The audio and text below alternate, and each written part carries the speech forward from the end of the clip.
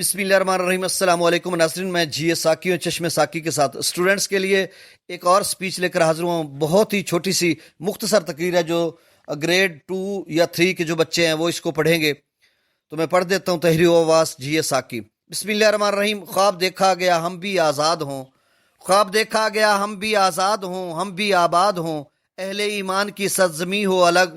خواب دیکھا گیا سب مسلمان چلے ایک پرچم تلے، خواب پورا ہوا ایک وطن مل گیا، ایک چمن مل گیا۔ صدر علی وقار، اساتذہ کرام، مہمانان گرامی اور میرے طالب علم ساتھیو، السلام علیکم۔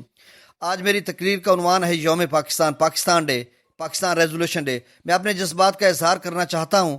آج قومی سطح پر پورے پاکستان پر یوم پاکستان جوش و جذبے سے منایا جا رہا ہے۔ 23 مارچ 1940 کو لاہور میں قرارداد پاکستان منظور کی گئی تھی، جس میں ہندوستان سے آئے ہوئے مسلمانوں نے علیحدہ وطن کا مطالبہ کیا تھا۔ قائد اعظم کی قیادت میں مسلمان پاکستان کو حاصل کرنے کی کوشش کر رہے تھے۔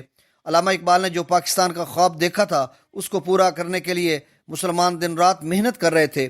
جناب صدر آخر کار 14 اگست 1947 کو پاکستان حاصل کرنے میں کامیاب ہو گئے۔ اس طرح ہمارا علیحدہ ملک پاکستان بن گیا۔ صدر ذی وقار، ہم اپنے پیارے ملک پاکستان کو صاف ستھرا اور خوبصورت بنائیں گے۔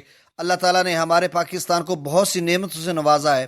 ہم محنت اور لگن سے پڑھ لکھ کر ملک کی خدمت کریں گے، ہر مشکل کا ڈٹ کر مقابلہ کریں گے۔ مسلمان مصیبت میں گھبرایا نہیں کرتا۔ ہم اپنے پیارے آنکھوں کے تارے وطن کو عظیم سے عظیم تر بنائیں گے۔ جو ہو یارو بہر صورت چراغوں کو جلانا ہے، جو ہو یارو بہر صورت چراغوں کو جلانا ہے، ہوائیں کتنی برہم ہیں یہ ہم نے جان رکھا ہے۔ خون دل دے کر نکھاریں گے رخ برگے گلاب، خون دل دے کر نکھاریں گے رخ برگے گلاب، ہم نے گلشن کے تحفظ کی قسم کھائی ہے۔ والسلام، پاکستان زندہ باد، قائد اعظم پائندہ باد۔ تحریر و آواز جی اے ساکی، خانے وال۔